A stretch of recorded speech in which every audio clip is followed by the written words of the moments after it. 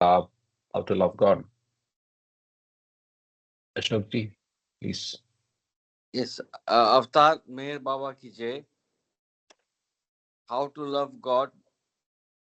To love God in the most practical way is to love our fellow beings. If we feel for others in the same way as we feel for our own dear ones, we love God. If instead of seeing faults in others, we look within ourselves, we are loving God. If instead of robbing others to help ourselves, we rob ourselves to help others, we are loving God. If we suffer in the suffering of others and feel happy in the happiness of others, we are loving God. If instead of worrying over our own misfortunes, we think of ourselves more fortunate than many, many others, we are loving God. If we endure a lot with patience and contentment, accepting it as His will, we are loving God. If we understand and feel that the greatest act of devotion and worship to God is not to hurt or harm any of His beings, we are loving God. To love God as He ought to be loved, we must live for God and die for God, knowing the goal of all life is to love God and to find Him as our own self. By Meher Baba. Avatar Meher Baba ki Avtar Jai. Meher Baba ki Jai. Thank you so much. So we are continuing with Glimpses of the God Man. So the first volume goes from 1943 to 1948. We are in session 3, page number 57. So Baba just gave a message in Nagpur University, and then we continue from there. Uh, Maybe I will read for a bit, and then we will rotate. Yeah. Avtar Meher Baba Ki Jai. The program at the National College. Then followed a people crowded in and outside the hall of the college. Many collegians were also present. It was a crowd provoked by curiosity. A local paper had published an article warning people to keep away from saints and sadgurus. Also, mention was made of Baba's name. The reporter for this newspaper seemed to be prejudiced against any religious attitude. To me, that was a discomforting situation, for I failed to understand that life has its own excuse for being either sane or insane on different levels at one and the same time. I had longingly waited to have Baba's darshan for about a year and a half, and here some persons were making the worst of this rare opportunity so easily had. Later, I noticed that whenever Baba went out for darshan programs, the aspect of opposition would have some expression somewhere, as if Baba would not feel happy enough if all went well and fine. Inside the hall, Dr. Deshmukh performed a kirtan to honor Baba's divinity, while outside the hall, some collegians made fun of his devotion, which showed that they were devoid of humanity. Youth, let not thy name be impudence, I thought. Unaffected, Dr. Deshmukh boldly continued the kirtan and openly expressed his faith in Baba as God incarnate. Baba looked nonchalant and happy, for his presence was all inclusive. Baba's beautiful message, God and Love, was read by Advocate Khare and follows in part. The spiritual path is like climbing up to the mountain top through hills and dales and thorny woods and along steep and dangerous precipices. If there is one thing which is most necessary for safe and sure arrival at the top, it is love. All other dualities, which are essential for the aspirants of the highest, can and must come to them if they faithfully follow the whispers of the unerring guide of love. If you lose hold of the mantle of this guide, there is only despair in store for you. The gateway to this highest state of being one with God is firmly closed for all who do not have the courage to lose their separate existence in the restless fire of divine love. That message comes from Messages again, it's just a reference. The two aspects of divinity. Late on November 13, R.K. Gadekar arrived with his family. I personally owe Gadekar and Pandobha Deshmukh much for this memorable and life-giving contact with Baba. Gadekar brought the news that my mother with one of my sisters had left Kurduvadi for Baba's darshan and they were at Vardha. They expected me to go to Vardha and bring them to Nagpur. I was living with the Mandali and attending all the programs. Until this time, I had not had an opportunity to introduce myself to Baba. I knew, however, that when one was with Baba, it was a rule to seek his permission if one had to attend to some personal affair. So through Pandoba, I wrote a note about the arrival of my mother, and Baba permitted me to go to Varda. In the morning, there were some house visits, and in the afternoon, there was a meeting of the Sri Meher Baba reception committee at K.K. Thakur's bungalow. Baba looked pleased when the members of the reception committee were introduced to him. They were the elite of the city. The messages given by Baba at Nagpur provided nourishing food for the minds and hearts of these people, and this drew them closer to Baba in love. Justice Bhavani Shankar Niyogi was the president of the reception committee. It was during this visit that the Honorable Justice Hidayatullah, who later became Chief Justice of the Supreme Court, had an opportunity to meet Baba. Dr. Abdul Ghani Munsif, one of the Mandali, read aloud Baba's message, which explained the two aspects of divinity from which I quote. There are always two aspects of divinity, perpetually and externally active in the affairs of the world.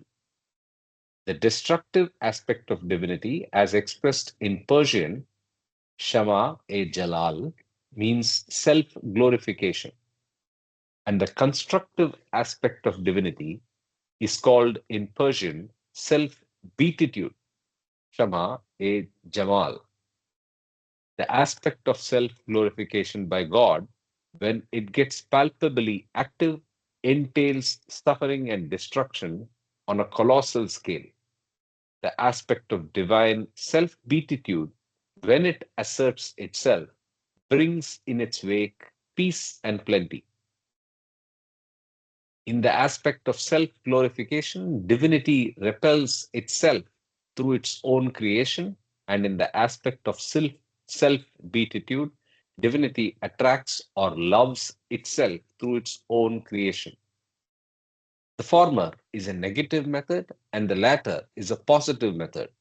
And both these methods ultimately are instruments of divine wisdom to rouse humanity to their divine heritage, which is self realization.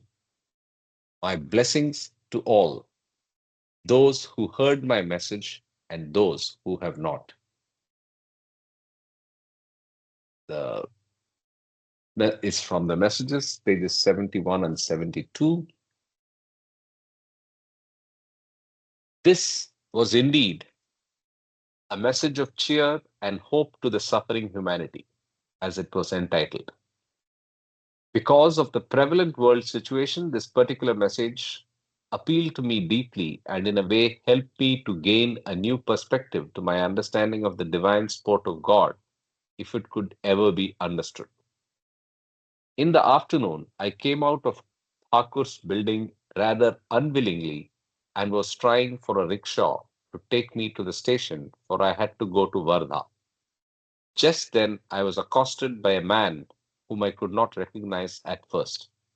He told me to meet the train on which he told me to meet the train on which my mother would arrive at Nagpur. He was one of my distant relatives. Had he missed seeing me, I would have gone to Varda, which would have caused great inconvenience to me and to my mother. I felt that Baba, in his compassion, timed this meeting. My life with Baba has many times demonstrated a chain of incredible coincidences. Perhaps he had ordained that I should be benefited by all the programs at Nagpur, although outwardly he did not give any such indication. So how far is Varda from Pune? I mean, Nagpur. Visit to the Theosophical Society. On the morning of November 14, there was a visit to a branch of the Theosophical Society at Nagpur. This society has indeed done a great work in inspiring and awakening people to discover the life which lies beyond the ordinary range of the mind and to the truth within. Baba was warmly welcomed, and during the short visit, the secretary of the society read a message from Baba, the dynamism of love. True love is very different from an evanescent outburst of indulgent emotionalism or the enervating stupor of a slumbering heart. It can never come to those whose heart is darkened by selfish cravings or weakened by constant reliance upon the lures and stimulations of the passing objects of the senses. But to those whose hearts are pure and simple, true love comes as a gift through the activizing grace of a master. Those who have got the courage and the wisdom to surrender themselves to a perfect master are the recipients of his grace.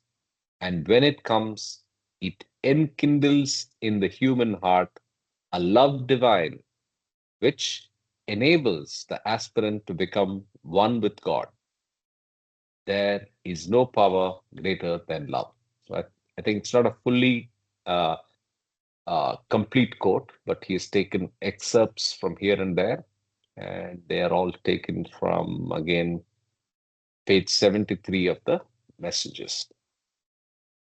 Then, convocation hall. In the convocation hall, the Baba people with whom I became acquainted at Nagpur were Pankraj, Kapse, Lokhande, and a few others. Pankraj had been caught in the divine net 2 years earlier and was one of Baba's active workers. When Baba came to Nagpur, he gave Pankraj a specific duty. Baba had instructed Vishnu to wire him every day in care of Dr. Deshmukh regarding the welfare of the men and women mandali at Aurangabad. Pankraj was to collect the telegrams and hand them over to Baba. A simple thing. For 3 days, it all went well. But on November 14, Pankraj did not get the expected telegram. In the afternoon, Baba called him and inquired about the wire. Baba looked a bit annoyed to learn that the telegram had not arrived. Considering Baba's huge correspondence, this telegram was a small affair. However, I wish to narrate this episode in detail, for it revealed something of Baba's relationship with his lovers and his keen interest in every instruction that he gave. Baba said, Vishnu won't fail to send the telegram. Pankraj replied, Baba, these are days of war and top priority is given to military and not public communications. This was his common sense point. So, Baba persisted. Yeah. hey Baba, the distance between Varda and Nagpur is, the distance between Varda and Pune is 683 kilometers. No, no, it should be Nagpur. Oh, Wardha is close to Nagpur. yeah, It it's is not in very far Vidarbha. off. It's on the It is in rail line. Vidarbha. Yeah, Vidarbha. It's It's on the only rail. 2 hours. Okay, it's only 2 hours. So I think even the 2 hours, maybe those days, maybe it was 3 or 4 hours, but I mean, I was wondering why was he relieved by not having to go to Varda? But it looks like even those few hours he didn't want to be away from Baba, so he's happy that he skipped that visit. That's all. Thank you for checking for me. Yeah, but now they're very good roads, so the Yeah, travel yeah, yeah. use. True, true, true. Okay, let's get back to the telegram. So Baba persisted, go to the post office, inquire well, and bring me the telegram. There could be a mistake somewhere.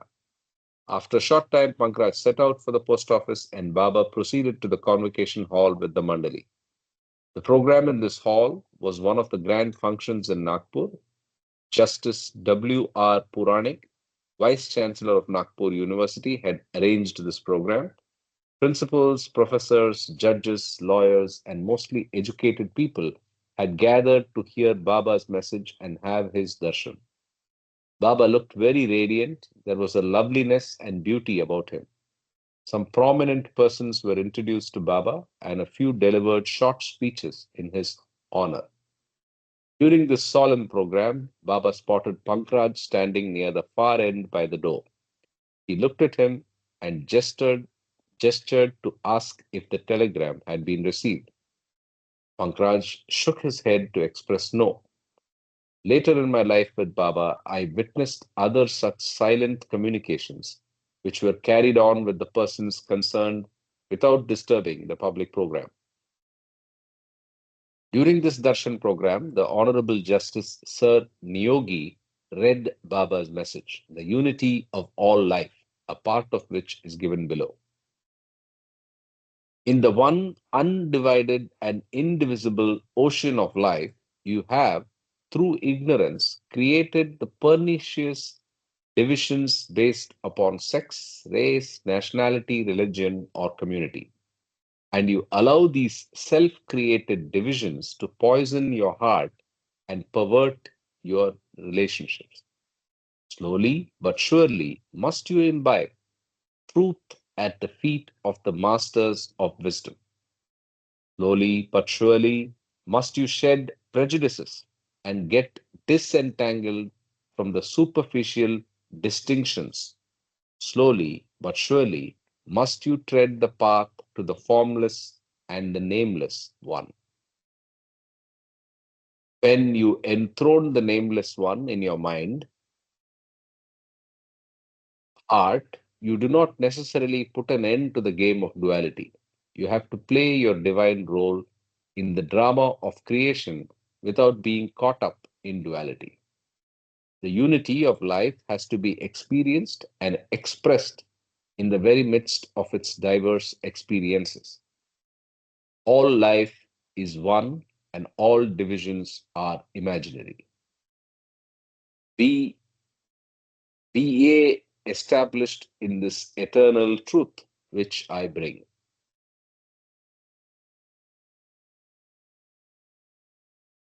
And that's pages 74 and 75 of the messages.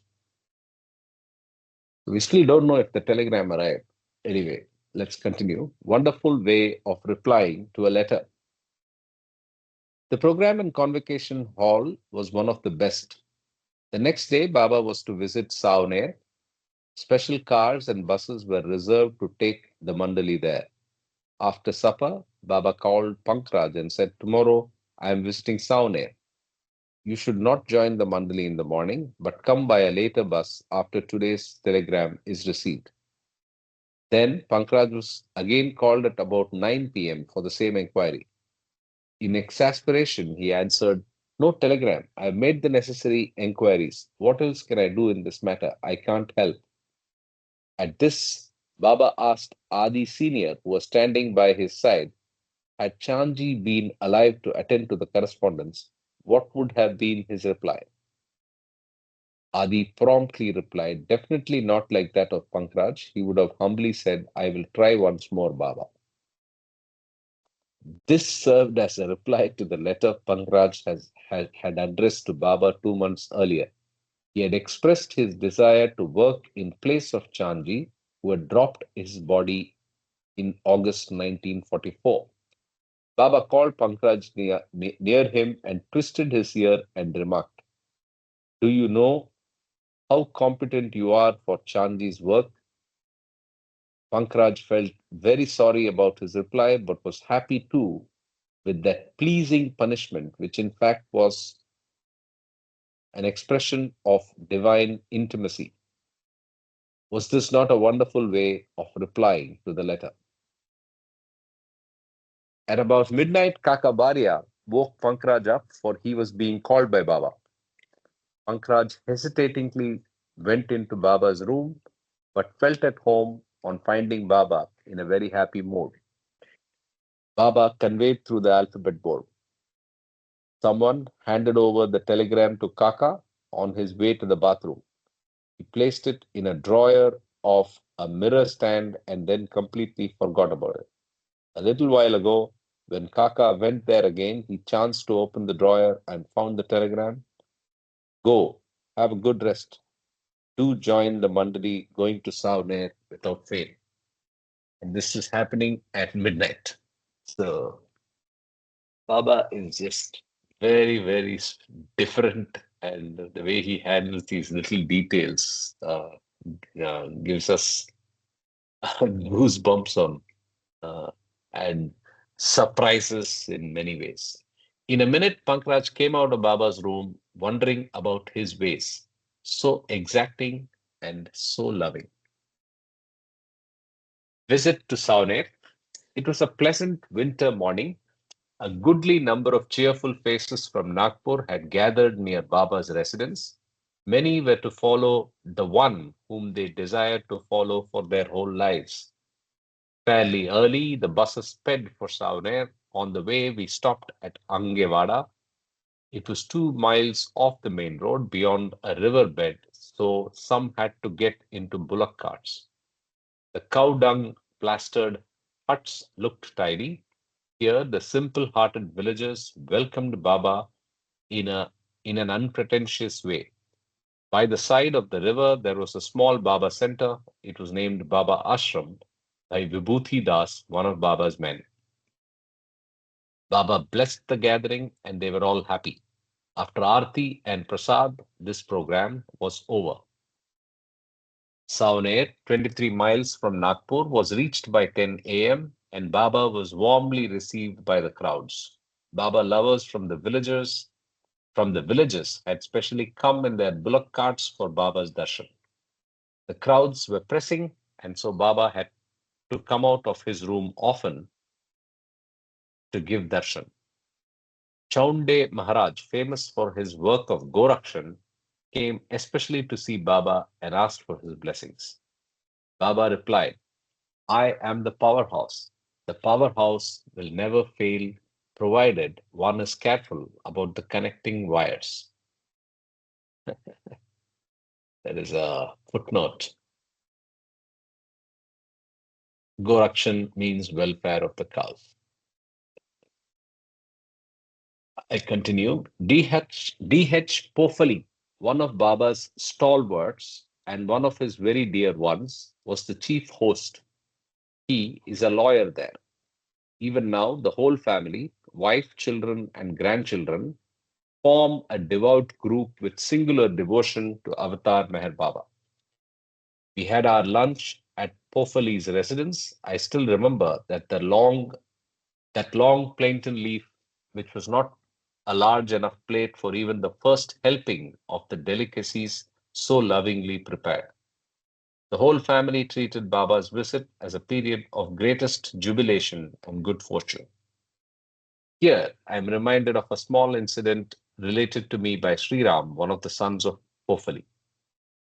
Baba had once remarked that next to Mus, he loved children. In the company of children, Baba looked extraordinarily happy. He used to make jokes and amuse them with playful tricks. Sri Ram had the good fortune to be in Baba's company when he was a child. Here is a trick or game that Baba played with him. Baba held the 5 fingers of his right hand in the grip of his left and asked the boy to find the middle finger, which he invariably missed. Baba remarked to those near him, You seek the true, you come upon the false. Beware. Sri Ram, himself now the father of a few children, still remembers these words and treats the remark as a beacon ever guiding his life. Okay, pause here and also Yeah. maybe we rotate the reading. Just a trivia. Uh-huh. I say a trivia. This Pankraj, I think originally was from Jabalpur, and Okay. his daughter Meera Pankraj is an excellent singer. And when the Okay. internet accessibility started in the early 90s, and Hmm. I looked for Meher Baba bhajans online. That time it was her bhajans, Meera Pankraj bhajan, which were available, are still Okay. available. Her Chalisa is very famous, sung by her. And post Okay. marriage, she became Meera Kale. And Okay. incidentally, I had the opportunity to meet her in Mehrabad near the Samadhi during my last visit.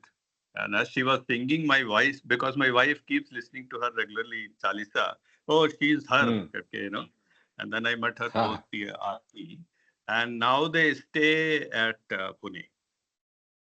So they okay. are, yeah. So if you look for Meher Chalisa or Meera Kale, and you will have a lot of hits on YouTube, and you can listen to those songs sung by her. Jai Baba. Interesting. And That's second was uh, the road conditions. You said right. Ashokji yes. said that road conditions are much better. I was hearing one talk by Iraj and talking to the people around him at the Mandli Hall. He says in those days from Ahmednagar to Pune he could drive in 1.5 hours. I think it still takes more than that. Roads have improved, dirt roads. Yeah, and it used to be dirt roads, but in a light vein says they were better than what we have today. And so, still it is taking same number of hours or whatever time. Yeah. Yeah, Baba. Yeah. Yeah. So Sanjay, Yeah, I have one yeah. question. Hey, Baba. This Mira Kale is the same person who is related to Vijay Bhalekar because uh, I they do had. not know. That much I do not know. You have to ask him, Yeah, I'll ask him because Mr. they had come for Yeah, a bhajan program and she had sang this. I remember this. yeah. Very short statured lady, like 5 feet or something. Yeah. Meera Where? Kale, you have to search and then yeah. am I spelling it right? Mira Kale? Kale, Kale. I'm not able to read what you have written. Naam Jap, Yes. Ah, okay. Pune Center. Yeah. Naam Jap. Okay. Nikita Kale. She is Meera Kale. Yeah, Kale is correct. Yeah. Naam Jap you don't write. Meera Yeah, Kale, yeah. Meher Baba. Just right. Yeah. Yeah. She is Yeah. Sachidanand Parmanand. You see that first one, Meera Kale. Yeah, by me. Yeah, She that's is the Mira daughter of Kale. Mr. Pankaj.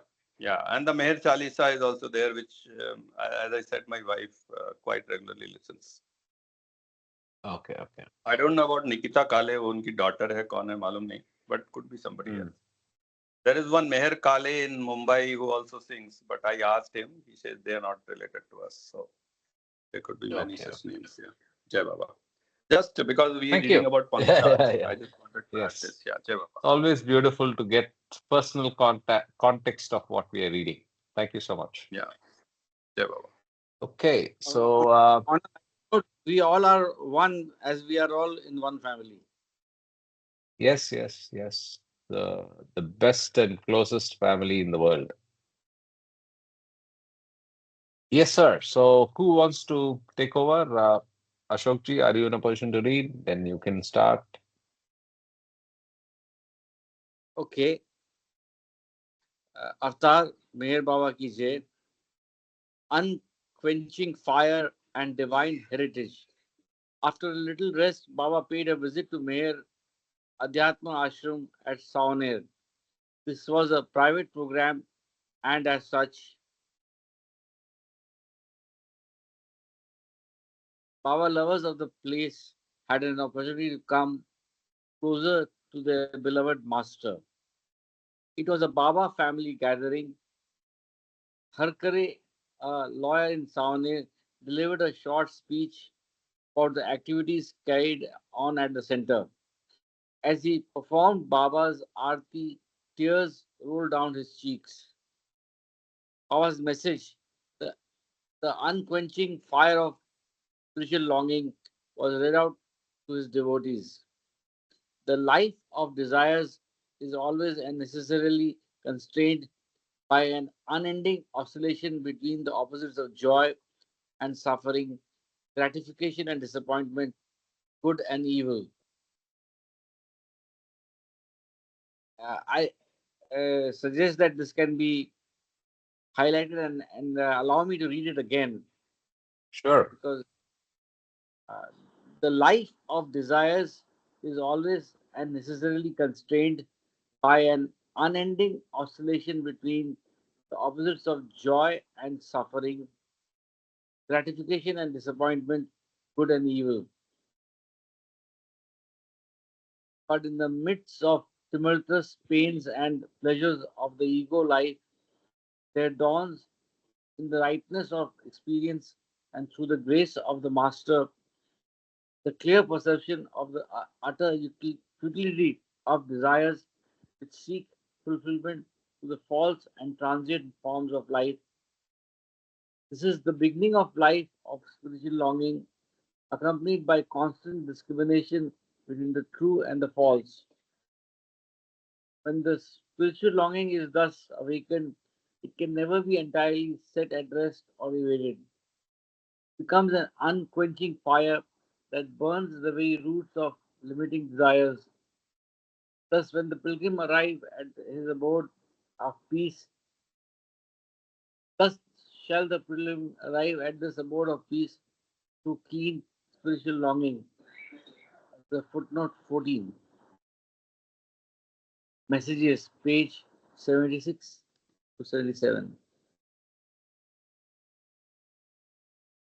The public program was arranged in a specially erected pandal in the municipal school compound. Thousands gathered to hear Baba's message. Chonde Maharaj performed a kirtan, he said. In Meher Baba, we find the Sangam, confluence of all, Sangam, I think, and confluence of all the world religions. With deep reverence, he prostrated himself before Baba and implored him to awaken the heart of humanity. Jal, Kerawala, the regional commissioner, read a message of Meher Baba's entitled The Divine Heritage of Man. Man is constantly feeling thwarted and limited, and he is ever in the clutches of unrelieved agony or suffering because not knowing his own true nature, he identifies himself with the body or the desires or the limited individual mind and thereby becomes a victim to their respective limitations and sufferings. It is only by knowing himself to be different from and beyond all these can he fully enter the divine heritage of the abiding happiness. The master does not give to the aspirant something which is not already within the aspirant in the living form. He only unveils the real self of the aspirant himself and enables him to come to his own divine heritage, which is rightfully his.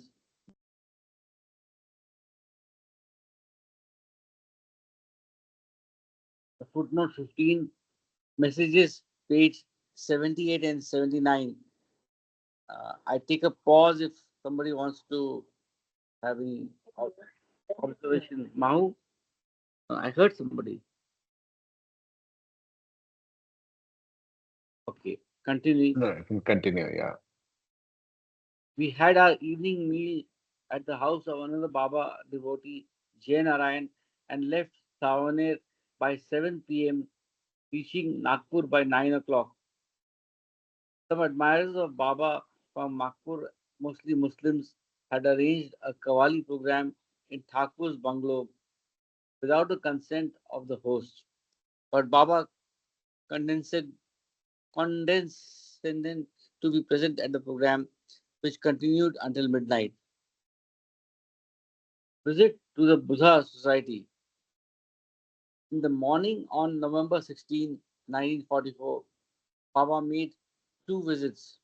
First to the residence of Justice M.B. Nyogi, and second to the bungalow of Justice W.R. Quranik.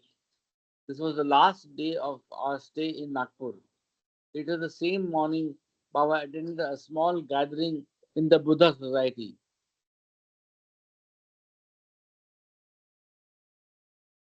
where his secretary Adi K. Rani read out the following message: the hidden treasure of the self. There is not a creature but is destined for the supreme goal, even as there is not a river but is on its winding way to the ocean. But in the human form alone is consciousness as so developed that is capable of reflecting and expressing the glory and perfection of its own true and highest self, which is at the same time self of all. One by one, the multicolored attachments to the false have to be relinquished, and one by one, the sanskaric faggots that feed the deceptive fires of the separative ego have to be surrendered in favor of the imperative claims of the invincible flame of the truth.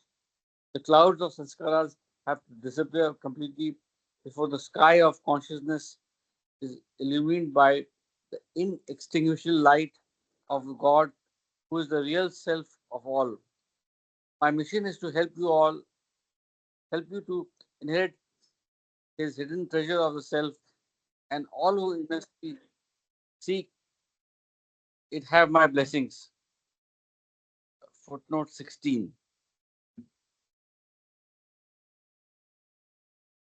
Messages. So am I just curious? This messages is something different, or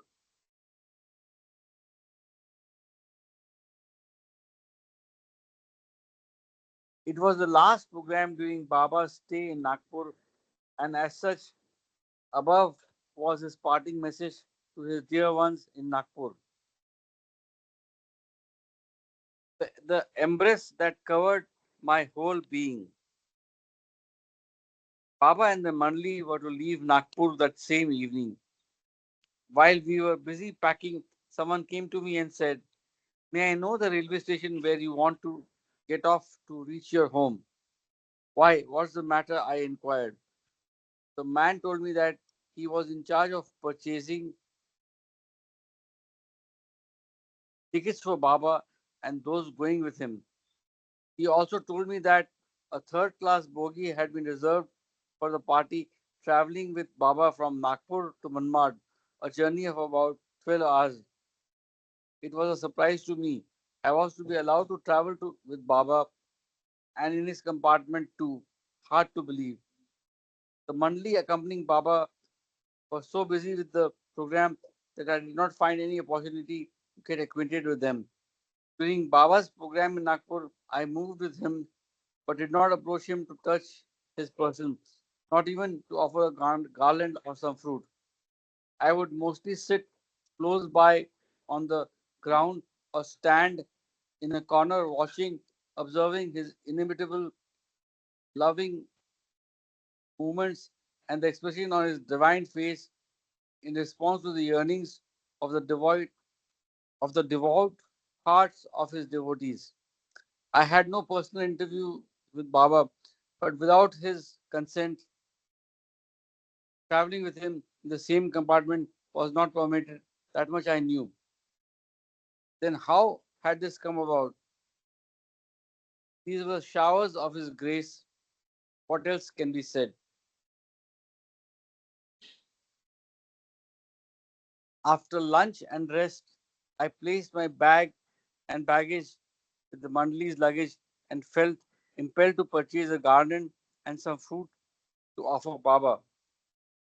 Without telling anyone, I left for the market on foot, not knowing where it was, and Nagpur is an extensive city. I purchased a fine rose garland, some oranges, a coconut, and a lotus. By the time I returned to Thakur's bungalow, I found that the luggage lorry and the Mandli's bus had left. I went upstairs to Baba's room, Fortunately, there he was, resting in a chair, Adi Senior by his side. Baba very lovingly looked at me with those deep, luminous eyes and smiled. He accepted the garland, oranges, and the coconut. He held the lotus in his fingers and twirled it. He looked very pleased. He motioned me to embrace him and then stood up to leave for the station. I wondered whether he was told that I was missing and hence he waited for me. I did not tell him anything, nor did he ask me anything. But in that one embrace, he covered my whole being. He told Adi Senior to tell one of the Baba workers to take me to the station in Tonga. On the train with Baba, Baba lovers from Nagpur had gathered at the station for the farewell. Some looked deeply affected, a few were sobbing. Deshmukh, Justice Niyogi, Miss Dinesh Nandini, and many more had come to the station. As the train pulled out, we could see the waving and hearing many throats ringing in one voice, Shri Meher Baba ki Jai. In the compartment, Baba later distributed food to all with his own hands. He asked some of us to entertain him with jokes, and a few sang some songs. I was quietly enjoying this Baba family atmosphere. All of a sudden, I had a passing thought, why not sing a song for to Baba? At that very moment, Baba pointed at me and gestured, sing one. How did I know what you were thinking about? I sang. God knows how it appealed to those present. Baba, however, made a sign that it was good. To Baba, even the worst is but a degree of good. Later on in my life with Baba, there were other occasions when he did disclose to me exactly what I was thinking about. But that was the first incident which enabled me to understand that he knows. After some time, Baba stretched out on the bedding and covered himself from head to foot with a white sheet. During his this period, everyone kept quiet. Is he sleeping or is he working? I mused. When we reached Manmad by early morning, some of us had to catch the train for Ahmednagar. Baba got off with the Mandali and after a round of loving farewells, left for Aurangabad. My first Savas week with Baba was over.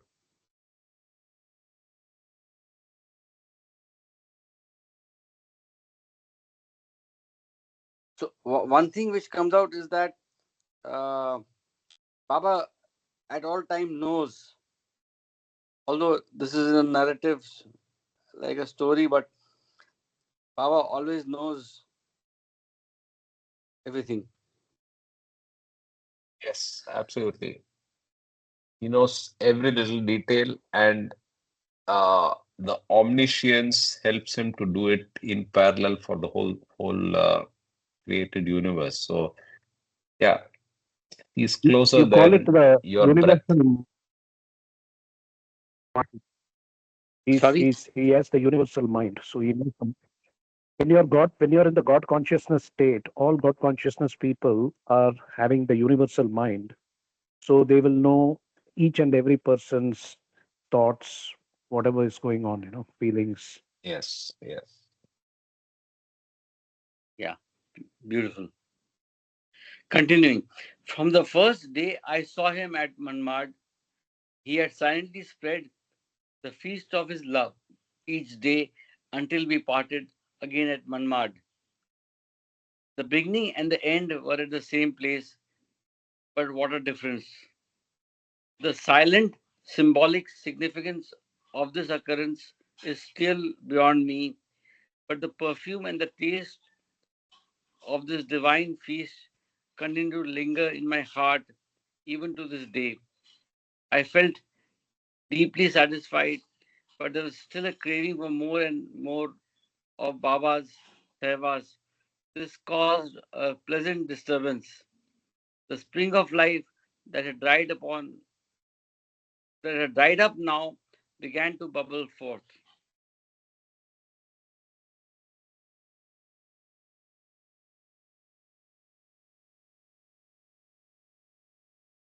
On the way to Mehrabad. So this is the fourth chapter now. Okay, My okay. first visit to Mehrabad, 1944. 1944. So this is during the Second World War period. Yeah, almost the end. Yeah. Yeah, yeah. Meher Baba's stay at Aurangabad ended on November 27, 1944, and he shifted his headquarters to Pimpalgaon, Mehrazad, where he mainly stayed till the end of the year. On December 1, a circular was issued giving the following information. Sorry. 1. The Darshan program in Allahabad will be in April 1945. 2. 600 signatories will stay with Baba at Ahmednagar for one full month in May 1945. 3. Baba will distribute food grain worth 10,000 rupees among the poor people in May 1945.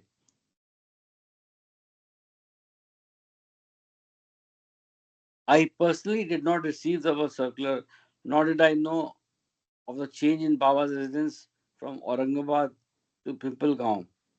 I was so absorbed in that blissful week at Nagpur that I did not even care to write to Adi Kirani for information about Baba's whereabouts. Once after my return from Nagpur, I visited Barsi. There I met Vijay Kher, one of Baba's admirers, and told him all about that wonderful week spent in the company of Baba.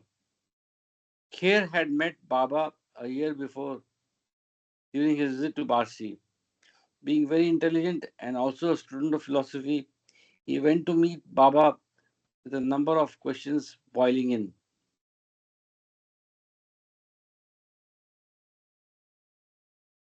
Yeah, Nana Kher, I think, was his son who used to be there at the Samadhi, and his embrace. He used to embrace people and saying "Welcome home," which became very popular actually. So Nana Kher from Okay. Nagpur. Yeah, yeah. So have you met I've Nana Kher? heard Any that of you? name. Yeah. Any of Yeah, No, you Sanjay, I've met him? heard that name. Yeah. Sanjay, I also have heard that name, and his Yeah. nephew, Mr. Mohan Kher, is in the same complex where I stay. Okay. Okay. Okay. So earlier days we used to be there, and I think so I've met him several times. And one of his relatives was my colleague in Reliance, so he used to always remember him. Oh, Nana Kher. Though he is not a Baba lover of his anyway, but yeah, like that. Yeah. Jai Baba. yeah. Jai Jai Baba. Baba.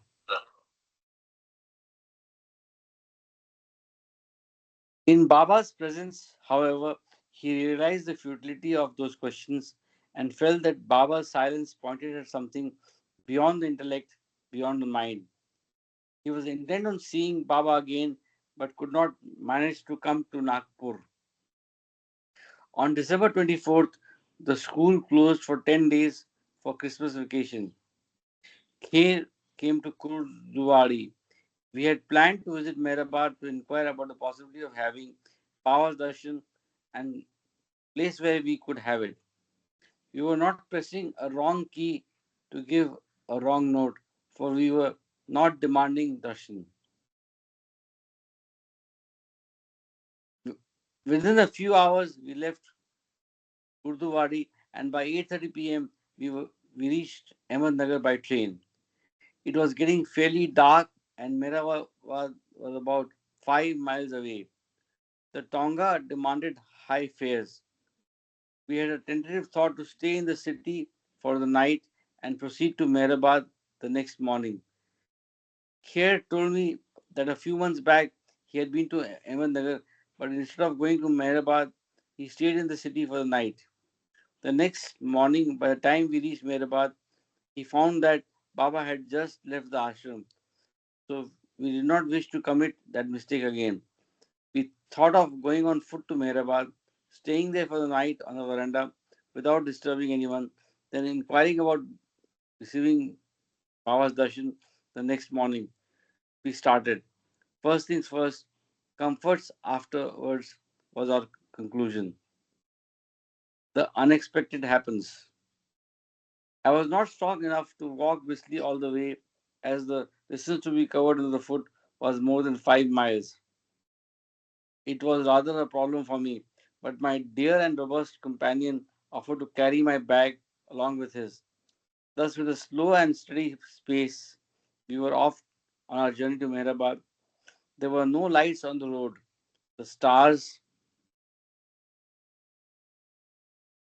lit the way, and love lit our hearts.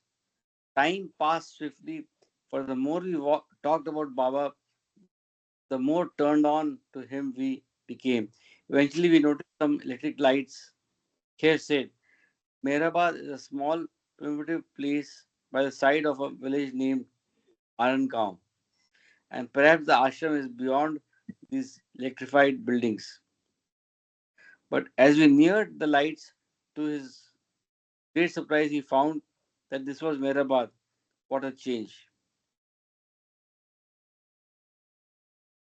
It was about 10 p.m. Many people were seen resting on the veranda and in the rooms. A few were awake, but we were strangers to them. We knew practically no one. What's this all about?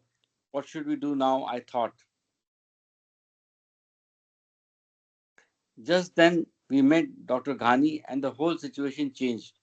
He introduced us to Pendu, the manager of Mehrabad, and in no time he made us feel at home by seeing to our necessary comforts, including supper and a gadi, mattress. The whole atmosphere was glowing with the warmth of Baba's love. I felt as if I was in a wonderland. Dr. Ghani told us that on December 24th, the very day we arrived, Nariman Dadachandji and Annawaz were married in Baba's presence, and the next day was to be the birthday celebration of one of the women Mandli living with Meher Baba. Hence, there was the big pandal, the feast, and the electrification. We were told that we would be seeing Baba the next morning. What else could have made us more happy? Baba had already been in Meherabad for a few days. We had come uninvited and we felt a bit puzzled. We were prepared to leave Mehrabad just after the darshan. The next morning, people got up early. It was Christmas morning too. With our tea, we had rava, a sweet dish. If I remember correctly, it had served the rava, and he still continues to serve the Baba sweets. Baba came down from the hill early and went to his cabin in Lower Mehrabad. The morning rays of the sun were bathing with land with tender radiance, and there in the cabin, the real sun, whose light is the light of the self, was silently radiating his love, ready to attend the programs of the day. Soon we were summoned into his cabin. Baba looked all love. Without any inquiry, he allowed us to stay at Mehrabad for 2 or 3 days, as long as was conveniently possible. Have a free mind and be at home, Baba gestured. For us, it was more than being in heaven. The unexpected had happened. Okay, let's take a rotation. I keep forgetting about this rotation Oh, in time. oh, yeah, I Yeah, forgot. And I want yeah, to add, Karthik J. Baba, I just want to add sure. that when you go to MPR, we get a similar feeling. Yes, I was reminded of that as well in this two paragraphs of uh, the feeling of being at home and being welcome. And yeah, agreed. Jai Baba. One question comes to my mind. Which is the cabin which is mentioned here? Baba's cabin in Lower Mehrabad. Which is that one? Maybe the one, the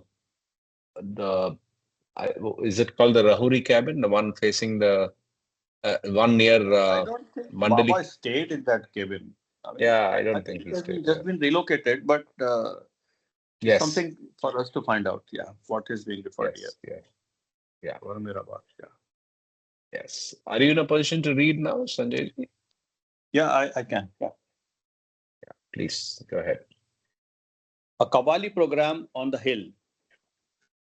December 25, 1944 was a festive day. Baba lovers from Ahmednagar, Pune, and Bombay had assembled at Mehrabad. With a carefree mind and a loving heart, I enjoyed the day while conversing with new acquaintances about the glory of the glorious one. A special kawal was invited for this birthday program. I do not remember whether his name was Peshawari or he came from Peshawar, now in Pakistan. His program was presented on the hill, Upper Mehrabad, so that the women folk might hear it. Also, the women were seated behind a curtain. In those days, the women mandli were not allowed to visit the men's quarters, nor the men theirs. It was my first hearing of a kavali. The place, the atmosphere, and the mode of singing, everything was new. Scroll. Yeah, yeah.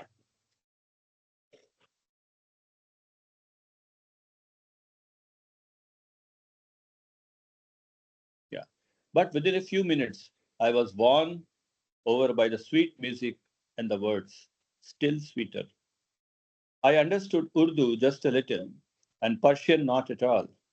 Baba expressed his appreciation either by swaying his head sideways with eyes closed or by keeping time with rhythm on the alphabet board with his slender, delicate fingertips. At times, he looked immensely solemn.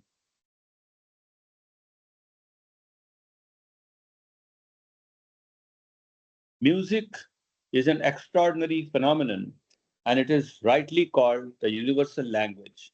When it is accompanied by ghazals, it has a divine touch about it. In ghazals, the subtitles of love and longing for the beloved, the perfect master in human form, as well as the shades of challenge and utter submission to the beloved, are delicately presented. Here, the depth of the voice of the Kawal was vibrant with the significance of the words. Meher Baba's presence at the program made it all the more vital. The atmosphere was melodiously vibrant, rippling with love. No wonder I saw some persons silently shedding tears of joy. When such singing comes to an end, it does not dwindle quickly, but for days it continues to bubble inside the heart of the listener. It was so with me, a beginner. This interest later inspired me to collect a number of ghazals which had been sung before Baba. It is ready-made food for the heart anytime.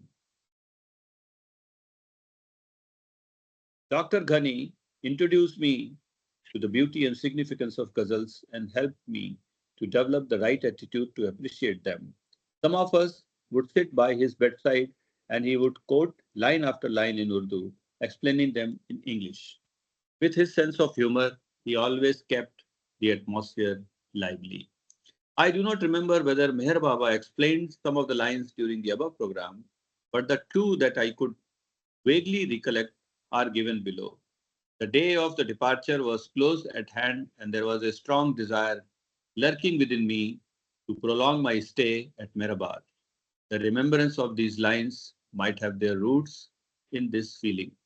O beloved, treating me as a madman, I have been driven out from the house.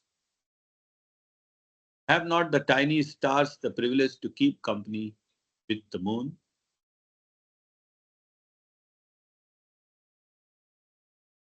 During this stay, I met one visitor from Nashik.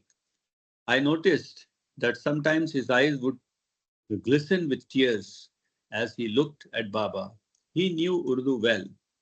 Once I approached him when I saw him standing at a distance, lovingly gazing at Baba. During our conversation, he quoted one Urdu couplet meaning, with your every glance, oh beloved, the lover gets deeply intoxicated. I am convinced beyond doubt that there, within your eyes, lies the exciting divine tavern. I thought that in a way, through this couplet, he explained his own state of mind. A matchless funeral service. During my stay, I learned that December 1944 had been an unusual month of light and shade, happy and unhappy events rolled into one. In contrast to the marriage ceremony of the birthday celebration some days earlier, Gulnar, Adi Jr.'s wife, had passed away, and also Masaji, Pendu's father, had suddenly expired. He had been to Pune to fetch necessary materials for the birthday program to be celebrated on December 25. While returning to Ahmednagar in a lorry, the glare of the sun had a fatal effect on him, though it was not immediately detected. Masaji was not alive to attend the birthday program for which he had worked so hard. Baba was pleased with his services and took him unto himself. Sunstroke, probably. Yeah. A special funeral service took place on December 23, 2 days prior to my arrival. It was a matchless event, revealing the spirit of those who went gallantly through everything for the sake of their beloved master.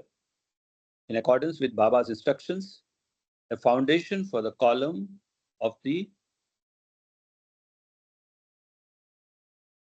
memorial towers was laid near the railway lines.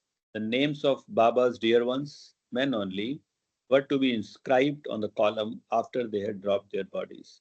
The grave was dug, and in Baba's presence, the coffin, considering the body of his dear Masa, uncle, the eldest of the Mandali, was lowered into it.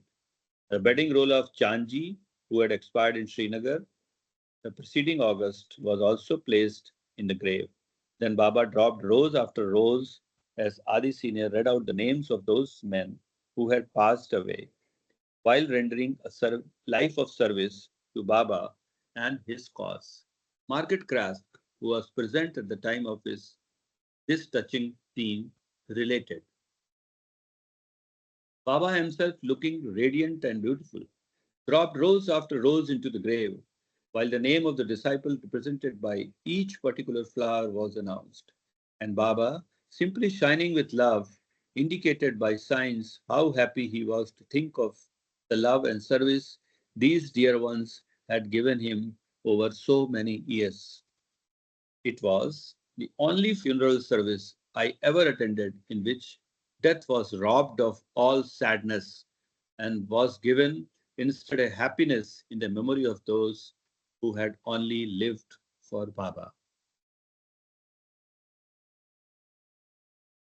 A message, okay, Kitty Devi, 20 years with Mera Baba, The Awakener, Volume 3, Number 3, Winter. Okay, That's Margaret Krask's quotation yeah, in yeah, I Kitty think it is Davies yet to book. come. It is, okay.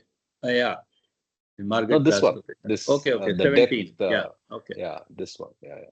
yeah, yeah. Go ahead. A message for the Memorial Tower. For the above occasion, Meher Baba gave a special message, part of which follows. You are today witnessing a solemn occasion of supreme importance. While the world is feverishly occupied with the vanishing things of the moment, there are always those who gain a true perspective of life through the grace of the Master. And these lucky few are ever willing to make their whole life an ever renewed and ceaseless dedication to the universal and ageless truth of the imperishable and undivided life divine. The spiritual grandeur of those who set aside all thoughts of the self and make their life our offering to the divine and imperative cause of the master is in itself ineffable. But while it surpasses all description, it is something much more than an ornament of crowning glory for those souls themselves. A visible memorial like a tower, which symbolizes their life of unfailing loyalty and love, can itself become a medium for inspiring the generations to come. The Mentally Tower, the memorial tower of my departed devotees, will be a reservoir of inspiration and power for posterity. Their memory is not being perpetuated for their sakes. They had absolutely no desire for fame and name, but their memory is being perpetuated. Sorry, my tongue twisting. Yeah, because it will be an example of those who are living as well as for those who are to come. The symbolic representation of these departed souls through flowers dispenses with the separative burial or cremation ceremonies, and the putting of all those flowers in the same foundation is intended to emphasize the truth that though the bodies of these devotees were different, they were all parts of the one eternal and indivisible soul. The tower will be in memory of men belonging to different religions and will in fact represent the fundamental unity of all the great world religions. Wow. I am I, beyond I time. think I think this message is inscribed there Yes, yes. On a near the board it tower. is written. Yes, Yeah, yes, on a yes. board. Yeah. I am beyond time. Life at Mehrabad was more intimate than that I had experienced at Nagpur. I really felt at home. On a few occasions, we would be sitting near Baba in hall in the hall of the old ashram building. Till this time, I used to read the lives and articles of the perfect masters, the past, and their relationship with their dear ones. Now, I had the unique opportunity to witness in silence perfection in action. It was interesting to see how Baba used the Roman alphabet board for languages other than English. In one such sitting, Baba conveyed his divine status through the statement, I am infinite. This baffled my reason. On another occasion, in an informal talk, a reference was made to the delay in the fulfillment of a promise made by Baba. In answer to this, Baba spelled out, I am beyond time. Intellect, with its vanity, tried to fit such statements into a rational form, but the next moment Baba would be so human, so full of humor, that I wondered what state that could be. Well, yeah. It was winter, and so a bit cold in the hall. I would come out into the sun and towards the railway lines. It was an exhilarating and cool morning. The sky was cloudless, and it was a joy to look at the hill with green grass adoring it. As I looked at the hill from the road, for we were not permitted to go up the hill, I was reminded of a dream that I had had a year previously before meeting Baba. We should, I mean, just to make a point, those days there were not so many trees which have been, I think, sown later. So if you are on the other side of the railway line, you could see the hill profile. That's what it looks like. Now you cannot see a hill actually. You just see trees. True, true, very true. You can't Yeah. see it as a hill. It's not Yeah. obvious. Yes. I mentioned it earlier. It was in connection with my meditation on Sri Aurobindo. In the dream, I felt that I was Sri Aurobindo on a hill. As I woke up, I marveled and wondered if there could be a hill near Pondicherry, where Sri Aurobindo resided and which is situated on the east coast of India. Again, I had a thought. Aurobindo had flowing hair and a beard too. How is that he had no beard and instead was clean shaven? How is that he had no. Okay. Yet, I thought when I had Sri Aurobindo's darshan. At that time, I had not heard of Meher Baba, but now it was suddenly revealed to me that in those days of intense longing, Meher Baba made it possible for me to contact him through that dream. And the hill I saw was Meherabad Hill. This strengthened my belief in Baba's divinity, though that was just a beginning. Indeed, he knew me and loved me before I met him or even heard about him. He is really beyond time, I felt.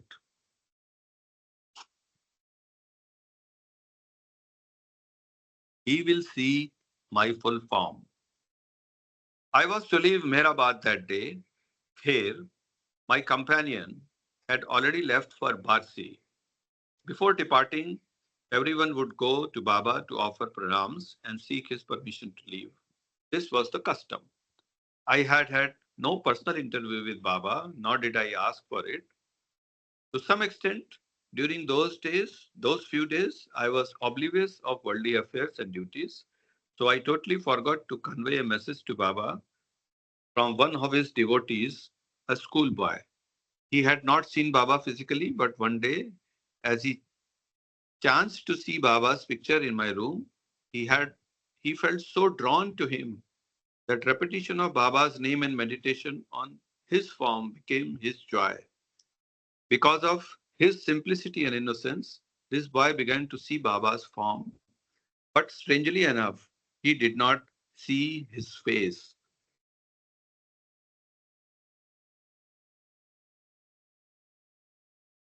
Just a bit.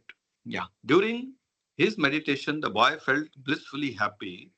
He told me about the experience and asked me why he should not see Baba's full form. He thought that because of my age and my cupboard full of books, I would know. Spiritually is, in fact, beyond scrolls and sermons, age and learning. It is a gift received unawares. Whatever it might be, I told him two things. Do not disclose this experience to anyone, to any other experience of this sort to anyone else.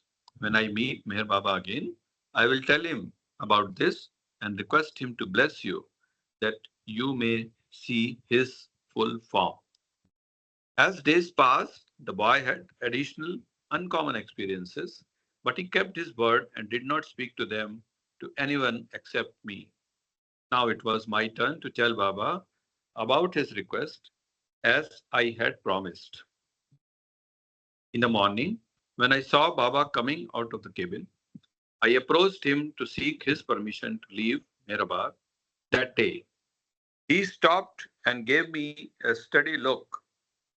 His face lit up all the more. With folded hands, I told him about my departure and added, Baba, there is a boy who loves you very much. He sees your divine form as he repeats your name or meditates on you. But it is always below the neck. He misses seeing your glorious face. Baba inquired, by what train are you going? The afternoon train, Baba, I replied. As he blessed me, he remarked, permitted. Don't worry, be happy. He was about to move ahead. I thought, has he has he no message for the little loving soul? Just then, Baba gestured and one of the mandali interpreted for me. My nazar is on that boy. He will see my full form. Baba conveyed all this in such a natural way as if he knew all about the boy He did not ask me for any information regarding the teenager, not even his name. I wished to tell Baba something about the boy, but he briskly walked away towards the ashram building with the mandali. I reached Kurduvadi for that same night. Relaxed in body and heart, I slept, thinking to convey the good news to the lucky lad the next morning. To my surprise, he knew about my return and was in my room even before morning tea. The happy expression he disclosed to me in his sweet voice early this morning for the first time. I saw Baba's form with that divine face.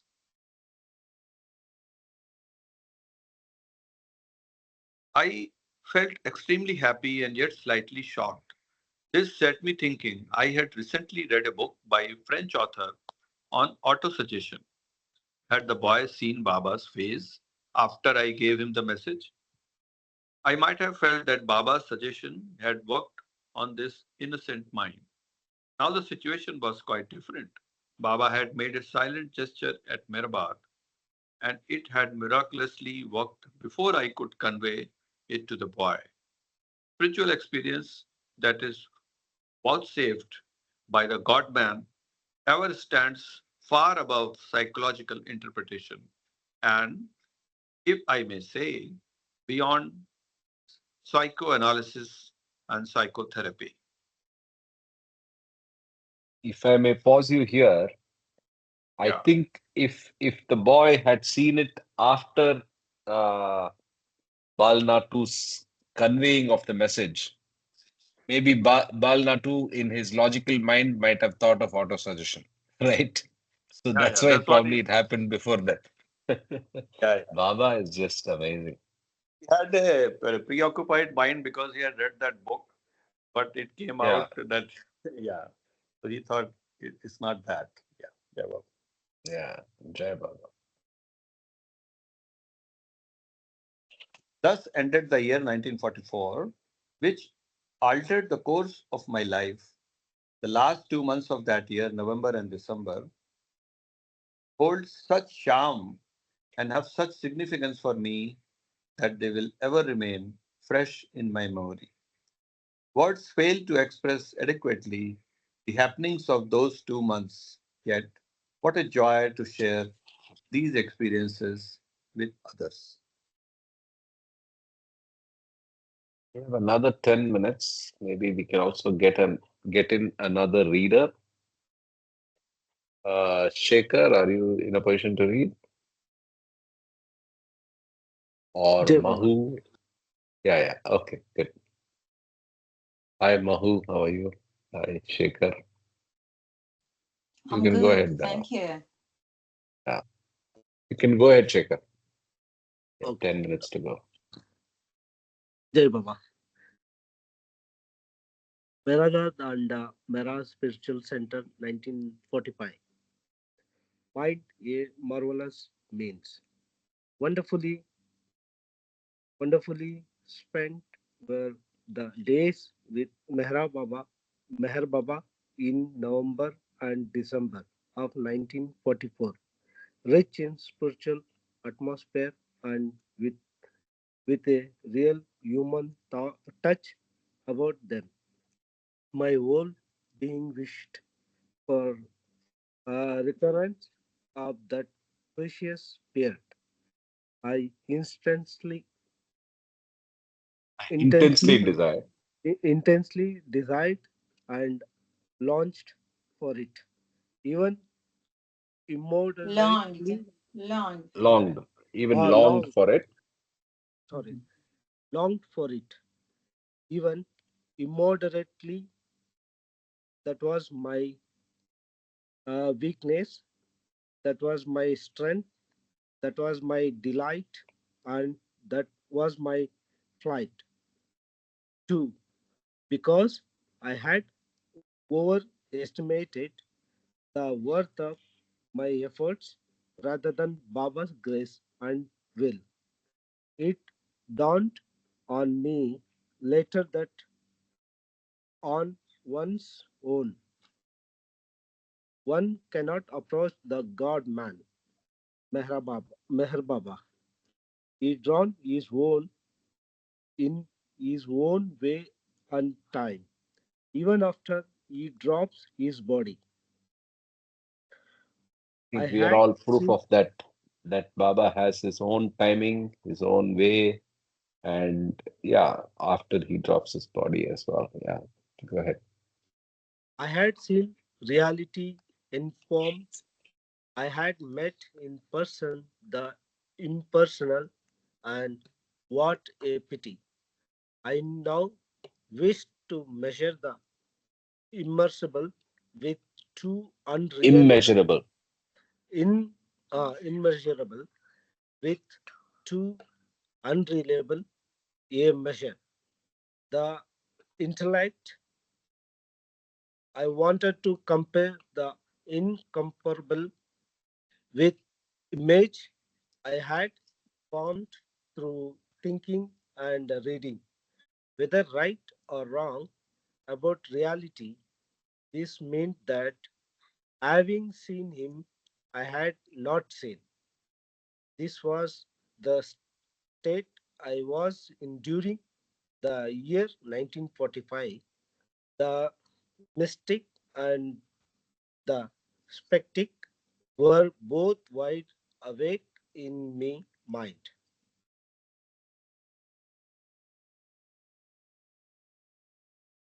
What a marvelous issue of Maya. It accepts and rejects, louds and scoffs at one and the same time. Some maintain that such diametrically opposite responses are verbs, perhaps stepping stones to soaring higher in the realm of spirituality. Inconceivably, inconceivable is No, the no, working. inconceivable. Sorry, inconceivable is the working of mind, anyone's mind.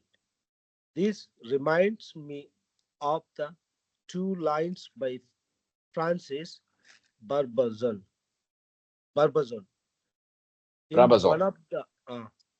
one of the one of his ghazals, he writes, "To go on or not to go on, equally is disaster. At this point, one is ready to meet the perfect master.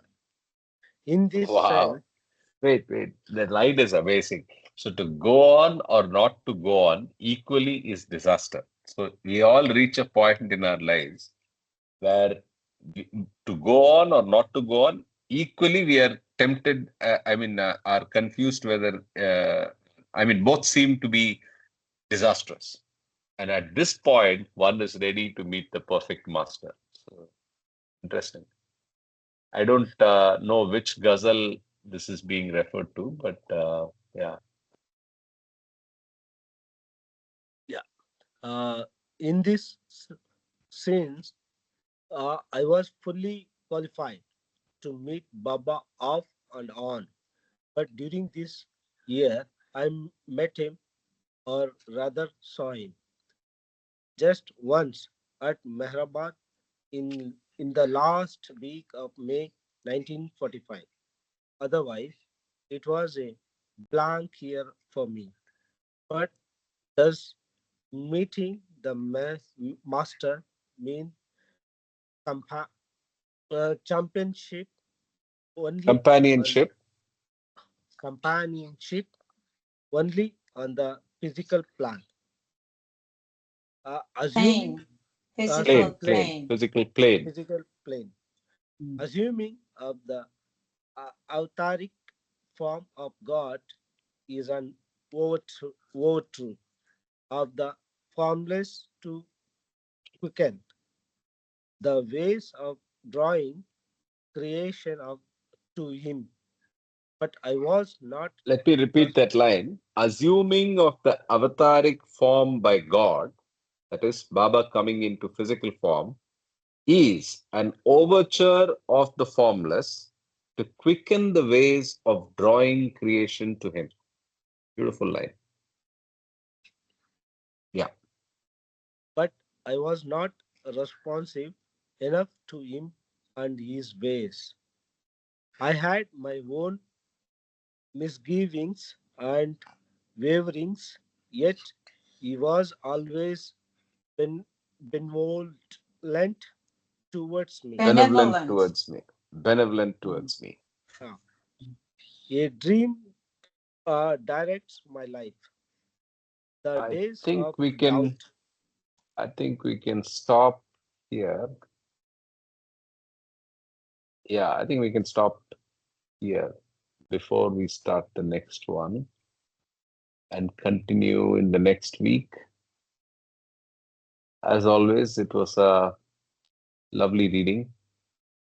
We saw 1943 in the Baba Mandali life, including the complete coverage of the Nagpur trip, rather the Nagpur visit, and then the post Nagpur, there were more incidents that he described, including his visit to Mehrabad. Any thoughts before we wrap up? Yeah, I have a comment. Hmm. Listening to what Bal Natu went through, due to his background, he was a teacher, and of course, uh,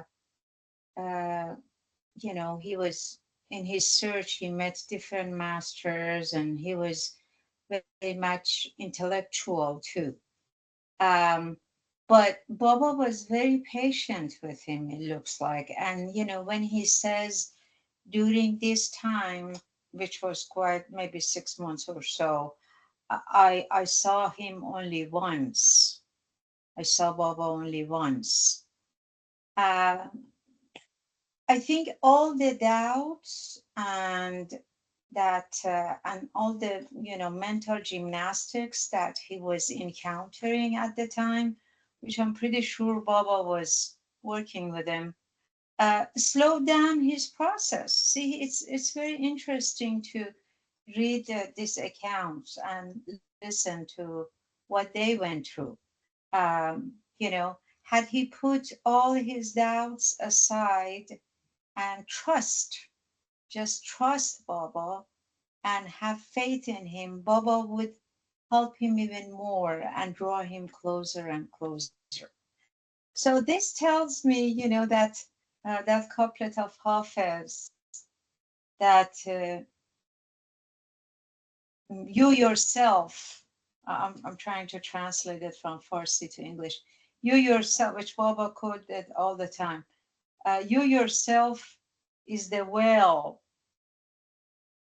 between you and beloved. So remove yourself. Yeah, Baba quoted that. So that was his journey in the beginning, and of course, um, that later on, it was a major transformation on him. Yeah, that's it. Yep. I think we are seeing the early stages of his life where the logical mind, like he says, he sways from being skeptic to mystic and skeptic at the same time. So we'll see what more in this chapter. And it's very interesting that he was very natural about it. He didn't try to censor himself or force himself into it or get probably, what do you call it, shy about it, and stuff like that. He was just with it, and Baba was also with it. Both of them were so patient because I think Baba knew what the outcome would be, who the Bal Natu will be, and the role that he'll be playing Yes, yes, in his of advent, course. which was enormous actually. Yeah. Jai Baba, my comment is that my understanding is that all of us as spiritual aspirants, some of us have born in Baba families, and some of us have started on the journey after a lot of spiritual shopping. So there is a process, like they say, there's a method to the madness. So what we see here is first it starts with belief, and then from belief you go to faith, and then from faith you get conviction. And Baba mentioned in discourses about faith, number one is faith in yourself, number two is faith in the perfect master, and number three is faith in life. So also from my own my own experience, when we are ready, when we are fully available to him, when we have done our sadhana, then Baba, turns the key. So ultimately, it is His grace that allows us to love Him, or He allows us to be His lover. Yeah, Baba. Yeah, yeah, absolutely. There's nothing that we can influence in that process. But honestly, as a comment, just before we wrap up, I don't see too much skepticism in the first chapter. So I even wonder why he uses the word mystic and skeptic. But that's because I think when you start recounting the past, you always take the current and then juxtapose it to the past. So by the time he's writing the book, there's no skepticism. So he's not able to bring out the skepticism in the first chapter. But let's see more in this one, right? Because he's This, he's this absolutely kind of, yeah, continue. yeah This he's kind of, absolutely pro Baba. He's absolutely completely his conviction is very visible in the first three chapters. So I don't know where is the skepticism, but we'll see. that's the beauty about this book is the so childlike honesty of Bal Natu, what he writes actually. Mm, nice. Yeah, he That's was something. actually very down to earth. I mean, well, we met Bal Natu, and he was there, like on a Mandali Hall day where people were there, pilgrims, and usually Sunday there's a program or bhajan, devotional music, and so forth. He was very small and also slim, his physics. But, he would just sit there and so quiet that nobody would even notice him. He was Nobody just like a would. child. So Yeah, yeah, during the monthly discussions, normally he would not come and sit. At least the initial 5 6 years that I went there, but right, you could right. always go. Only Mani and Irach used to be there, and of course Devana would interpret and all that. But he would be in Yeah, his even room, when, and yeah, and then yeah, you can go and meet him, and he will be so pleased if somebody comes and meets him. He will, like a in child, he his would room. smile, a 70-year-old man like that. Yeah, Very you nice. could Yeah, meet him yeah, in Baba. his room, but in Mandalay Hall, even after Erich and Mani went, he wouldn't, have a lecture or talk. At least I didn't see it, but like Aloba has, Merwan Jasabella has, like that. Maybe it wasn't his role. Who knows?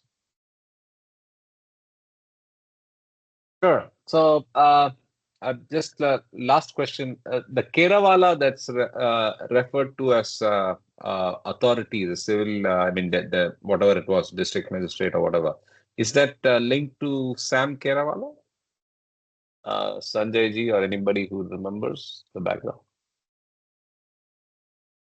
Sam Kirawala was on a ship. Now there Okay, could be Merchant Navy. because in merchant navy, but you have to find out No, the no, this lineage. it was not Sam Kerawala. It was another Kerawala that's mentioned in the book. Correct, So I but thought it's but one generation before. but in the Parsi family there could be a close lineage Hmm. Hmm. possible. Okay, so we'll wrap up on that note and look forward to seeing all of you tomorrow for discourses. Tar Meher Baba Jai Ki Baba. Jai. Avtar Jai, Meher Thank Baba. you so much. Jai Thank Baba. you so much. Thank you. Take care. Tomorrow and the day after tomorrow, Mm-hmm. World Parks is having a seminar, a 2 day seminar in LA Oh, Center. Yeah, Okay. about new life. I mean, he has never talked about new life. And, when first time in Mercer Beach, I asked him to bring talk about new life, he said, I don't know anything about new life. He's also very humble. But Yes, this yes. time he's bringing, and I read his summary, and it's interesting how he tackles it. So I'm Sure, curious to that's go and interesting. see what he definitely. I get a lot out of his seminars. I really do. Maybe it's because of my connection with him. Very Yeah, nice. I look forward to the background note if you could share it on email, and I look forward to your yeah. feedback next week. Hopefully, I have Yeah. something to say. Yes. Give him All right. all our love. Give him all our love and regards when you meet him. Yeah. Jai Okay, Baba. sure. I'll do that. Jay Baba. Jai Baba. Jai Mahu, Baba. uh, Jay Baba, Mahu, if you can just share the link. I think she dropped off, but the recording will come up later. I think it's a live program in LA. It's a 2-day seminar. Okay, okay. Jai Baba. Jay Baba.